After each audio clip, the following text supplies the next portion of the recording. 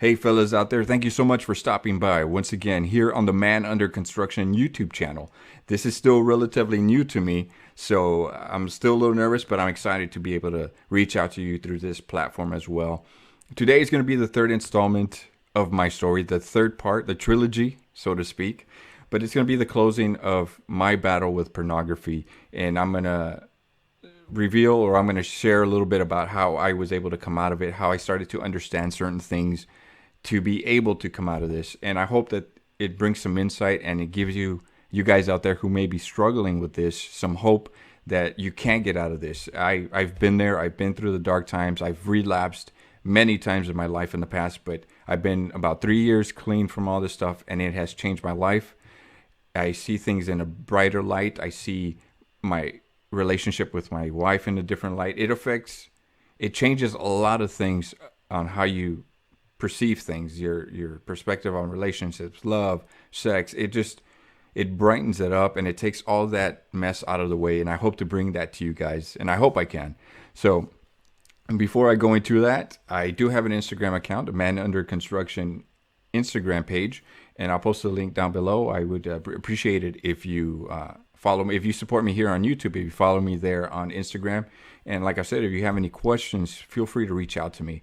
I'll be more than glad to help you. I make myself available to anyone who is reaching out and who needs help in different areas of manhood. I'm still learning. I don't got all the answers, but I'm willing to share what I have learned and what I do have. So feel free to follow us on there. Also, I do have a Patreon account, and if you'd like to support Man Under Construction, the work that I do here and on Instagram, feel free to support us through that way. All the funds that we do raise through that will go directly back into Man Under Construction as far as software, any subscriptions we may need to be able to host brotherhood meetings. That's what I want to create with that. So if you're able to support us through that way, I would greatly appreciate it. And also, I'm letting my beard grow out a little bit. As you can see, it's not it's not the thickest beard, but I'm trying to let it grow out. And I think a lot of people are. But I'm trying to let it grow out. And I'm using a particular product. And I'm proud to be a brand, Viking, a brand ambassador for these guys. Their products are amazing. And as my beard starts to grow out and I start to grow out facial hair, I'll share my reviews and my thoughts about that. But for now, I will post a link down below. If you do have a beard, I would recommend these products. I'll post a link down below you can get 10% off, and you'll be able to help Man Under Construction as well and get some pretty epic beard products as well. So, like I was saying, with my porn addiction, it spanned over 20 plus years. It took over my life. It took over a big chunk of who I was. And it took me losing my marriage. It took me going outside the bounds of marriage. And I'll be honest, I'll be transparent with you guys. Having, it's as horrible as it sounds, going outside the bounds of marriage means, there was a extramarital affair. There was an affair there. And I caused a lot of damage to a lot of people, especially my daughter. Being able to lose that contact with her is very heavy, especially for a father, or even if it was a son. For both sons and daughters, it's very hard, the separation. And that's something that I had to confront with. And I had hit a bottom point in my life. And I had to do something. I had to do something to change. I had to do something to get myself out of here. And it just so happens that I picked up this one book. I was just really tired. I was tired of fighting it because for a while I fought it out of sheer will, and I was able to hold on to that. I was able to stay clean, but it was miserable. I hadn't really conquered it. My mind was still filled with the videos and the images that get seared into your mind. And for you guys that are struggling or have struggled with it, you know exactly what I'm talking about. Those images come back to your mind really quick. So I picked up this book, and one of the turning points for me was when the book asked me to analyze what I was looking at, what I would watch, analyze the kind of videos I would watch, the kind of material I would search. And I know this sounds really weird, right? This sounds totally crazy. Like, why would I think about what I'm looking for or the dialogue? Because it told you the book asks for you to search the dialogue, to think about what they were engaging in, the kind of behavior they were engaging in, what was the dialogue, the conversation between them. And like I said, at first it was a little strange, but I did it. I really wanted to get out of this, so I did it. And I realized after, about a week of thinking about it, I realized that a lot of the material I was looking for was affirming the man. It was material that would let the man know he was doing a good job, that he was a man, and that he was pleasing the woman. So I thought about this, and I know it's a little uncomfortable to think about it, but I thought about this, and I realized, well, why do I search for stuff that always affirms the man? Why does I engage in this material that always lets the man know he's doing a good job? And then if you think about it, we actually search for things that we crave or we desire in our mind or heart, subconsciously or consciously. We look for these things. So I went back and I was like, well, why do I need to feel affirmed as a man? So I looked further and I looked further, and I realized that I was never affirmed growing up as a man. My father was absent for a lot of my life, and I was mainly raised by a woman who fed all the affirmation to me. But I never had that masculine affirmation or calling out of my boyhood growing up. And that's one thing that I took to heart. That's one thing that I considered when I started to fight this. What was missing in my life? And it was male recognition, male affirmation. I needed to know I was a man. But the strangest thing is that I would engage in pornography and search for this because the female was constantly affirming the guy. And if you bring that to real life, a lot of times with guys that have absent fathers and over or unhealthy mother bonds, they search for affirmation in women, and they jump from woman to woman, searching for that, for them to define their masculinity, when it was never in the woman to define it for them. It was always in the hands of the father or a mentor or a man to call out the man inside the young boy. And that's when it started to turn for me. That's when I started to realize that, I had to go back and heal some stuff. I had to go back and start looking at my life at a different way, and why or what I could do from then to receive that male affirmation. So I took it upon myself to keep reading and to keep studying this and to dig a little further, because I really wanted to get out of it. So I had to forgive my father. I couldn't hold on to that victim mentality anymore. I had to stop searching for affirmation through a woman. Although women affirmation is good, but we can't let it define us as men. That's one of the things that a lot of people do, or a lot of men do.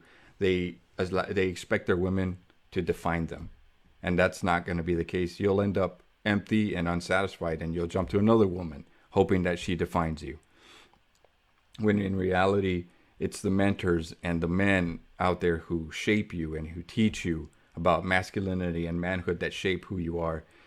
And I started to surround myself with other men. I started to look into literature about manhood and masculinity, great men out there who could pass down lessons to me that I never learned as a young man. And that's when it started to change for me. That's when I started to slowly start to overcome a lot of things that I was going through. And in the process, of course, I looked into literature about overcoming pornography as well, and different tips and things that I could do to stop thinking about it so much. But over time, as I searched literature and I spoke to different men, my desire for it started to fade. I started to see my wife in a clearer light, cleaner light. Our love wasn't tainted by images of past experiences that I had with pornography. It just started to change a lot of things for me. And of course, there's a lot more detail that goes into it. But like I said, if you guys have any more questions, questions about it, I'd be more than glad to answer those for you. But what I realized that it takes a deep search inside. You got to question why you're doing it, why you're engaging in this stuff. You got to look deep inside. Are you searching into this because you're lonely? Are you searching into this because you're looking for that female affirmation? It makes you feel like a man when you engage in this stuff. And then you got to ask why. Why don't you feel like a man? Or why are you searching for that affirmation? And those are the first steps that you need to take to start overcoming that addiction or tendency to watch pornography, or, like I said, addiction. And those are the steps you got to take. You got to search inside. You got to look deep inside and start clawing your way out of there. And it's not an easy fight. It took me a while, but I was able to do it, and I'm glad that I did it. It's been a life-changing experience for me to see things from a pure light, to see love as not something that's, just thrown around, but something that's pure, and it enriches a relationship with the person that you're with. So with that, I do want to close it out with that. As far as the story, I do have a couple of questions that I want to get to that some people asked on Instagram, and a lot of it revolved around porn addiction, which I addressed a little bit here in the other, well, now this is the third episode. And another question was trusting other brothers within a brotherhood. And this is a very important question because a lot of people don't feel like they can trust other people. But this goes along with getting to know people. The more you associate with them, the more you do stuff. Because the way we get to know other men is by doing stuff. It's unnatural for us to sit there and look at each other and share our feelings. We eventually get to that point where we feel comfortable enough to share, some deep wounds or things that we're going through. But it takes work. It takes a different approach. And we communicate by doing stuff, by shooting hoops, by going on there, working on the car, by doing different activities. That's how we bond. And you create that trust between brothers. And that's one way of doing it. And another question was, does porn affect how intimate you can be with your partner? And that's 100%. I agree with that. It changes when you engage in pornography.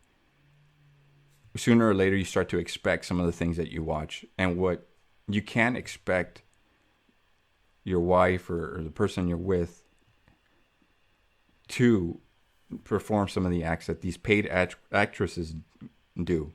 A lot of it is borderline abuse on a woman, degrading, disrespectful, and it's not going to end well if you try to engage in this stuff with the person you love. It's not love. It's just an act.